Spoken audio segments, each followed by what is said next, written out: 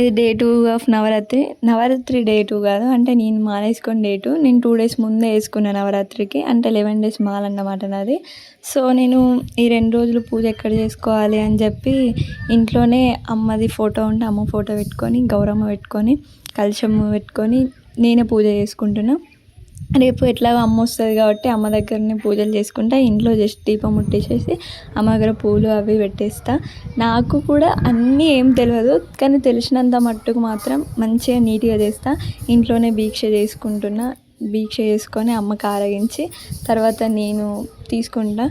అమ్మకు అందంగా రెడీ కావాలి, ఇట్లుండాలి అట్లుండాలి అని కాదు, కానీ పద్ధతిగా జస్ట్ నార్మల్ థింగ్స్ అయినా పెట్టుకోవాలి ఖచ్చితంగా. ఈ మధ్యకాలంలో అబ్బాయిలు కూడా పెట్టుకుంటున్నారు, కానీ అది ఎంతవరకు రైటో రాంగో నాకు తెలియదు. కానీ అమ్మాయిలు మాత్రం వేసుకున్నప్పుడు బొట్టు, కాటుక, గాజులు, గజ్జలు మాత్రం మెయిన్ థింగ్స్. కాళ్ళకు పసుపు, పారాని కూడా పెట్టుకుంటారు. నేనైతే పెట్టుకుంటా. అండ్ ఈవినింగ్ బతుకమ్మ ఆడితే అక్కడికి వెళ్ళి కాసేపు సెలబ్రేషన్స్ చేసుకున్నాం. తర్వాత ఈవినింగ్ పూజ, మార్నింగ్ పూజ, మధ్యాహ్నం దీక్ష చేసేటప్పుడు కూడా ఒక పూజ చేసేసుకొని కంప్లీట్ చేసుకున్నాం. అండ్ చిన్న బతుకమ్మ కూడా ఈరోజు స్టార్ట్ అయింది. రేపు అమ్మ వస్తుంది. రేపటి నుండి ధూమ్ధామ్గా ఉంటుంది.